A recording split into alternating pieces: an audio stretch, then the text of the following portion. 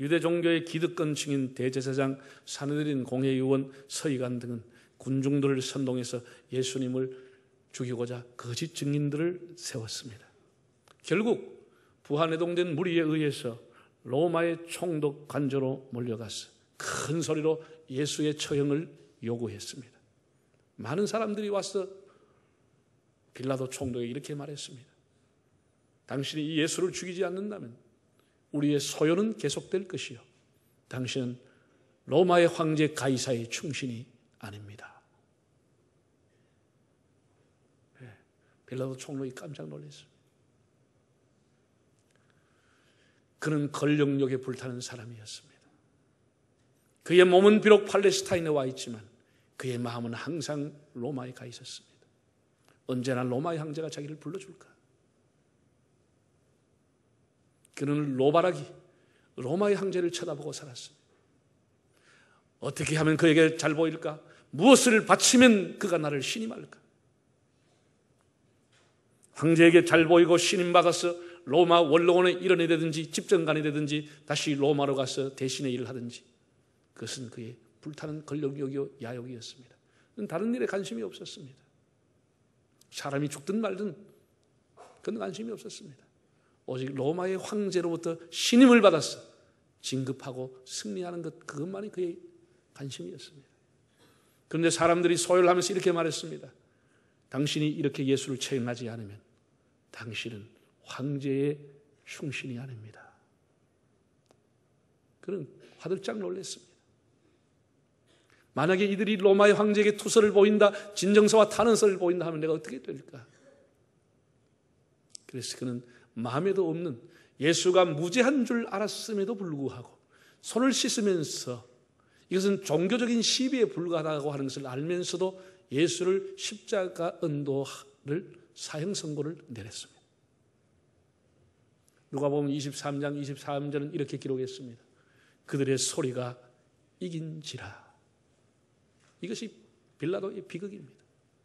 빌라도가 지금까지 수많은 사람이 오랫동안 많은 사람 그리스도인에서 저주를 받았고 예수를 죽인 자로 지목받게 된 이유입니다. 소리가 그를 이겼다는 겁니다. 소리가 진리를 이겨버린 것, 숫자가 진리를 이긴 것, 큰 소리가 진리를 이긴 사건, 이것이 그의 비극이었습니다. 지금도 우리 사회는 큰 소리와 큰 소요가 우리에 가는 진리를 왜곡시키고 있는 것을 보게 됩니다.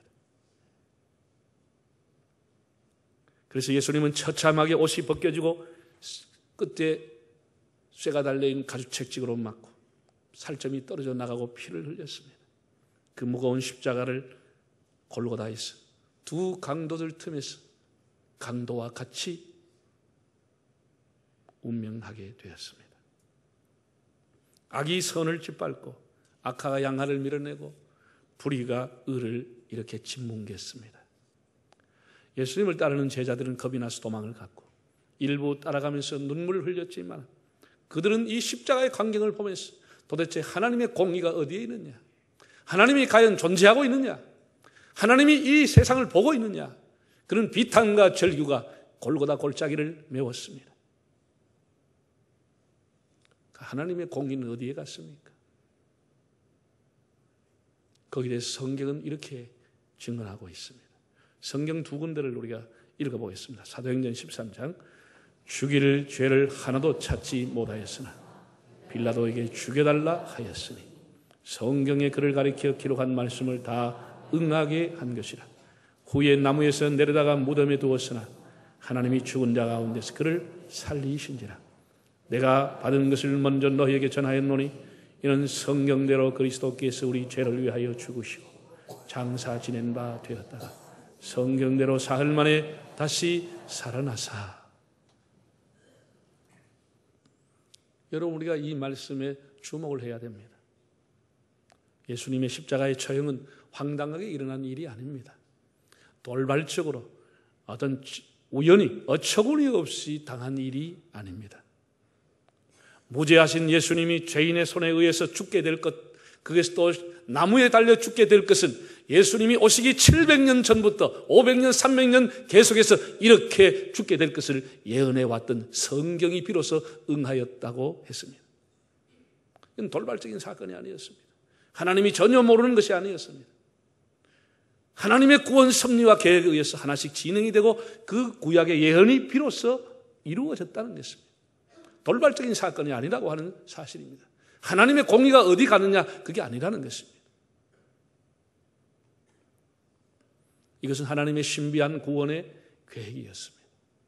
여러분, 하나님은 공의로우신 분입니다. 공의롭다고 하는 것은 정직하다, 진실하다는 의미를 갖고 있습니다. 죄인을 용서할 수는 없는 겁니다. 죄인은 반드시 죄에 대한 벌을 받아야 용서가 되는 겁니다. 그러나 하나님께서 이 세상과 사람을 용서하시기 위해서 누군가가 죄를 짊어지고 속죄제물이 되어야만 했습니다. 하나님은 죄인의 손에 의해서 의로우신 예수님이 죽도록 그냥 두신 것입니다.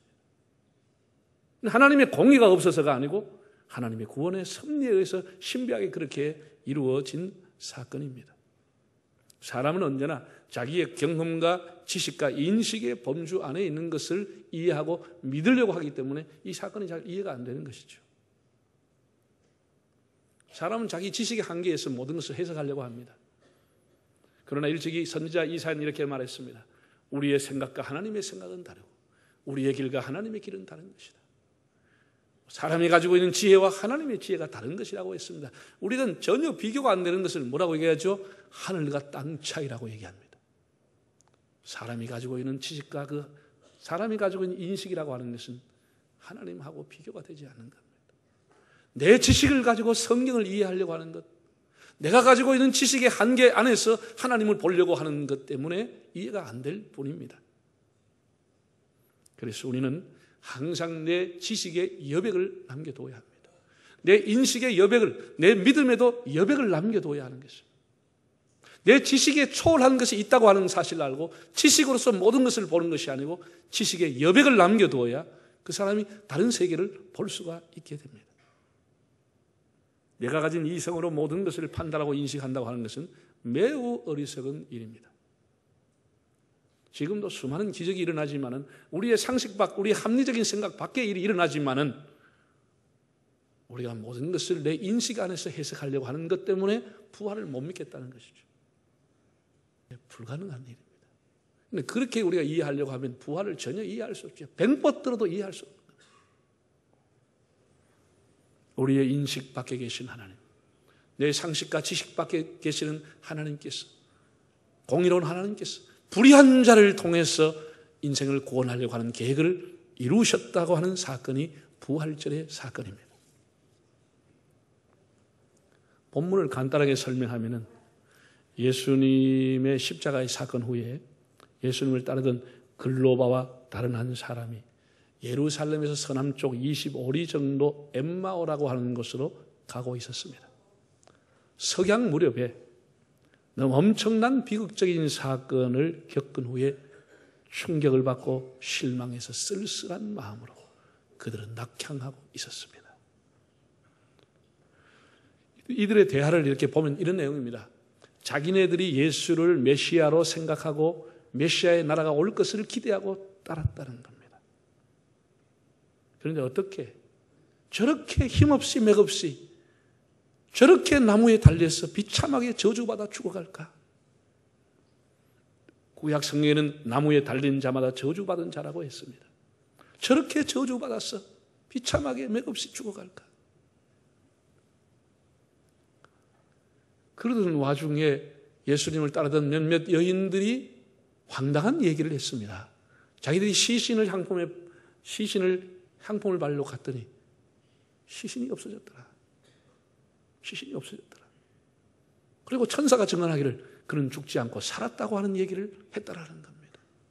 놀라서 베드로와 요한에게 얘기했더니 베드로와 요한도 급히 달려가 봤는데 역시 무덤은 비어있더라. 혼란이 온 겁니다. 무슨 일이 일어날까? 도대체 어떻게 이런 일이 일어날까? 이런 충격과 정신적인 혼란과 공허함 이런 것이 섞여가지고 이들은 슬픈 기색을 띠고 터벅터벅 해가 지는 곳을 향해서 낙향을 하고 있었습니다. 이때 부활하신 예수님께서 시공을 초월하신 예수님이 신령한 몸으로 그들에게 나타나서 동행하게 되었습니다. 우리가 예수님의 부활하신 몸, 또 우리가 부활한 몸은 어떻게 될까? 이런 것에 대해서는 여러 해석들을 하는데 참 위험한 일이라고 봅니다. 성경은 그냥 신령한 몸이라고 했습니다. 신령한 몸이 어떤 것인지 우리는 잘 모릅니다. 일단은 시공을 초월한 것은 확실합니다. 처음에는 이들이 예수님을 알아보지 못했다가 나중에 알아봤습니다. 음식도 먹었습니다. 도마에게는 손의 못자국을 보여줬습니다. 그래서 사람들은 생각합니다. 이 부활, 다시 우리가 천국 가면 내가 머리 깨진 것도 이게 그대로 있을까? 음식하다가 손 빈 거 이런 상처 그대로 있을까? 이런 생각들을 하게 됩니다. 왜 예수님의 손에 못자국이 있었습니까? 예수님의 신체적인 부활의 진정성을 보이기 위해서 계시의 한 방법으로 그들에게 보여준 것입니다.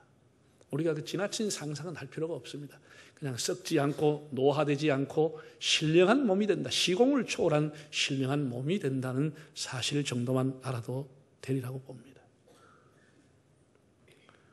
이렇게 예수님이 다시 살아나셨다고 하는 소식을 듣고서도 믿지 못했습니다.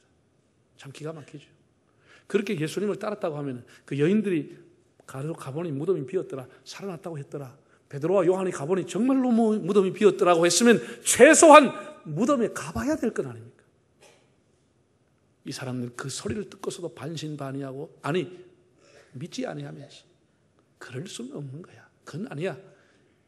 무덤조차 가보지 않고 두 사람은 지금 실망하고 낙향하고 있었습니다.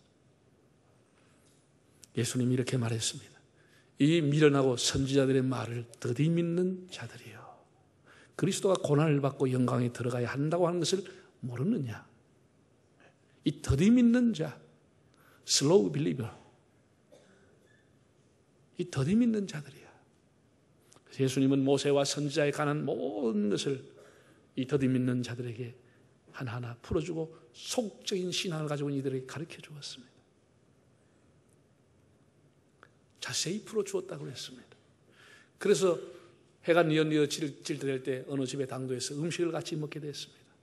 예수님이 떡을 가지고 감사 기도를 하시는 순간 예수님을 알아보게 된 겁니다. 하는 순간 예수님이 사라지고 없었습니다. 이들은 일상의 식탁에서 예수님을 경험하게 된 겁니다. 예수님과 떡을 먹으면서 예수님을 영안이 열리고 예수님을 알아보게 된 것입니다. 성만찬의 식탁이 아닌 일상의 식탁에서 예수님을 경험했던 한 무명의 그리스도인은, 그리스도는 이 집의 주인이시요, 식사 때마다 보이지 않지만 함께 계시고 모든 대하에 말없이 듣는 이시라고 했습니다. 그래서 이 아름다운 말을 사람들이 액자에 담아서 그리스도인 가정 식탁에다 다 붙여놓고, 주님은 우리 집의 주인이시고 우리의 식탁에 함께 하시고 말없이 우리의 대화를 듣고 계신다라고 사람들은 생각을 하고 있습니다. 이들 역시 식탁에서 예수님을 알아보게 되었습니다. 그럼 이들에게 어떤 변화가 일어났을까요? 어떤 일이 일어났을까요? 오늘 본문 32절에 이렇게 기록했습니다. 다시 한번 읽어보겠습니다. 그들이 서로 말하되 길에서 우리에게 말씀하시고 우리에게 성경을 풀어주실 때 우리 속에서 마음이 뜨겁지 아니하더냐.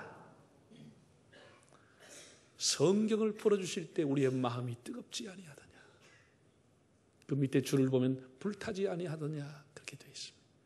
헬라의 원어에 보면 뜨겁다고 하는 단어가 카이오라는 단어로 되어 있습니다. 카이오. 히브리서 12장을 보면 불 붙는 산이라고 번역을 했고, 똑같은 카이오라고 하는 말을 우리가 잘 아는 사랑장 고린도전 13장에 이렇게 말했습니다. 네 몸을 불사르게 내어줄지라도, 그 불사르다고 하는 말이 카이오라고 하는 동일한 단어입니다. 하나님, 주님께서 우리에게 성경을 가르쳐 주실 때 우리의 가슴이 불타지 않더냐 이런 얘기입니다. 불타지 않더냐. 가슴이 뜨거웠다는 것입니다. 여러분, 지금 우리 사회의 문제가 무엇입니까? 우리 사회는 지나친 물질주의와 이기주의와 경쟁 때문에 따뜻한 가슴, 뜨거운 가슴이 점점 사라지고, 사람들의 가슴은 다 얼음장같이 차갑게 되었습니다. 차가운 사람들끼리 모여 있습니다. 사회에 일어난 뉴스를 접하면 정남이가 뚝뚝 떨어지고 시베리아 벌판처럼 우리의 마음은 보송보송해져 있습니다. 가족끼리, 집안끼리, 아래 위층 간에, 이웃집 간에, 직장 동료 간에 이기적인 것과 자기중심적인 생각 때문에 가슴이 없는 사람들이 모여 있습니다. 가슴이 있어도 차가운 사람들끼리만 모여 있습니다. 냉해를 입은 농작물처럼 사람들은 다 냉해를 입고 차가운 사람이 되어가고 있습니다. 따뜻해야 할 가슴은 다 얼음장처럼 차가워지고 따뜻하지 않아야 될 엉뚱한 것이 따뜻해져 있습니다. 이 시대 사람들 보세요. 음란의 불이 가슴에 타오르고 있습니다. 교만의 불이 타오르고 있습니다. 탐욕의 불이 타오르고 있습니다. 교도소를 2번, 3번 가도 그 불은 꺼지지 않습니다.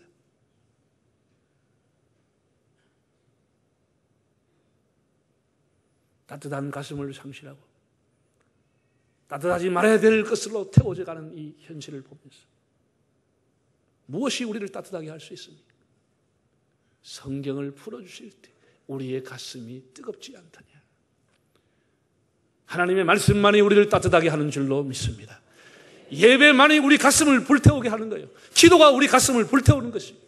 세상의 지식과 세상의 학문과 세상의 물질이 여러분의 가슴을 뜨겁게 하는 것이 아니고 하나님의 말씀만이 우리를 뜨겁게 하는 것입니다. 우리 가슴을 따뜻하게 하는 것입니다.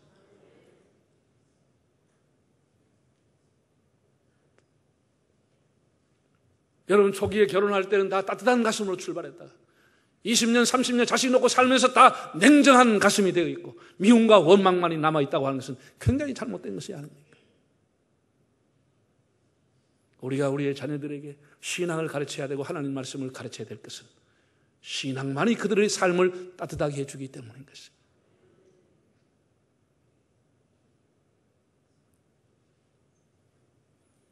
잘못된 불을 끄고 차가운 가슴에 불을 붙이는 것은 우리의 지식과 의지가 아니라 성경을 풀어주실 때 오직 하나님의 말씀이 우리의 인생을 바꾸는 줄로 믿습니다. 여러분 인류 최대 발견이 뭐라고 합니까?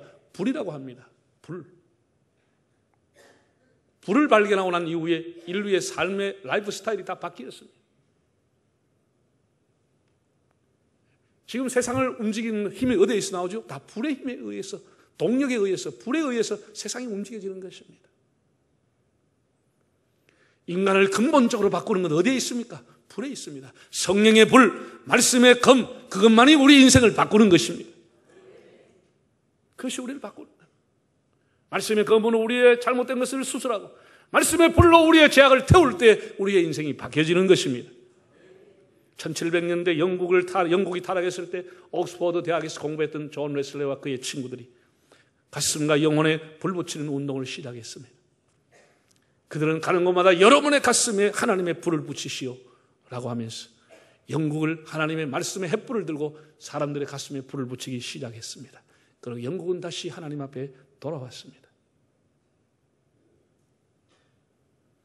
가슴이 불 붙는 사람이 순교자가 되고 가슴에 불 붙는 사람이 순국자도 될 수 있습니다. 우리 가정과 교회와 사회를 살리는 것은 가슴에 불이 있는 사람만이 사회를 살리고 교회를 살리는 것입니다. 여러분이 불 구경하지 마시고 여러분의 가슴에 불이 있기를 바랍니다. 하나님의 불, 성령의 불, 말씀의 불이 있기를 바랍니다. 하나님의 말씀을 우리는 관념적이나 이념적으로 생각하면 안 됩니다. 사변적인 것이 아닙니다. 우리가 그 말씀을 읽고 듣고 믿고 깨닫고 전파하고 행할 때 그 말씀의 능력은 나타나게 되는 겁니다. 부활하신 주님은 슬픔 중에 낙담 중에 있던 그들을 찾아가셔서 그들과 동행하시고 그들에게 말씀으로 깨우쳐 주었습니다. 지금도 성령은 우리와 함께 하시고 우리를 깨우쳐 주고 있습니다. 여러분이 큰 수술을 받으러 가실 때 얼마나 긴장이 되고 얼마나 두렵겠습니까? 아무리 가까운 사이라도 수술실 입구까지만 가고 더 이상 들어가지 못합니다. 혼자 들어갑니다. 혼자 수술실에 누워있게 됩니다. 얼마나 두렵습니까? 차가운 가위 소리, 칼 소리가 들리고 그러나 그 수술실에 아무도 들어가지 못하지만 주님은 그 자리에 여러분과 동행할 겁니다. 그런 일이 없어야 되겠지만 혹 여러분이 사회생활하면서 실수해서 여러분이 교도소에 들어간다 해도 아무도 함께 가지 못하지만 주님은 그 교도소에도 여러분과 함께 할 것입니다.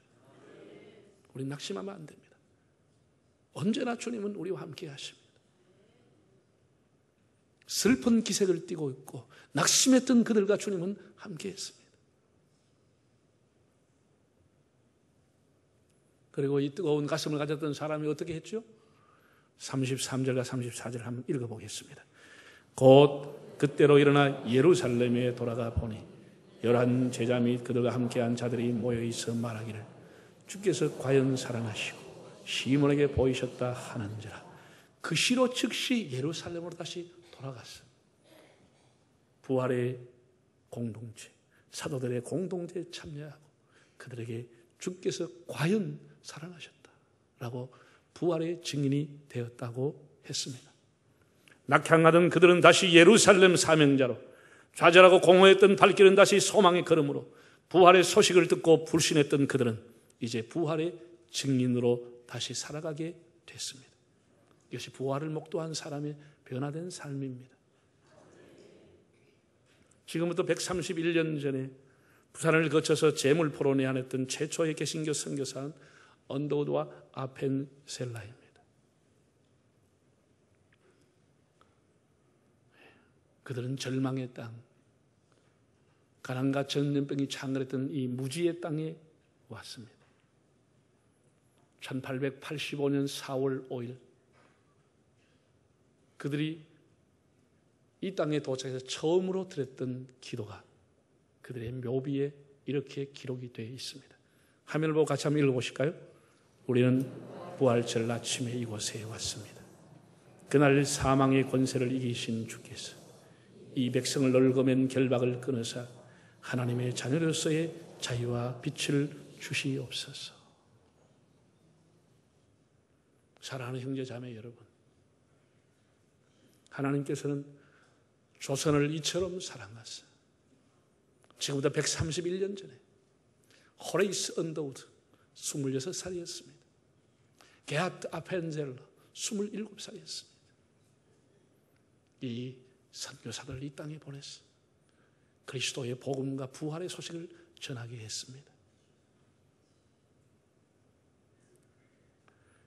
그리고 126년 전 1890년 4월 5일 호주에서 왔던 조셉 헨리 데이비스 부산의 초량동에 와서 하루 만에 천년대에 감염돼 죽었습니다.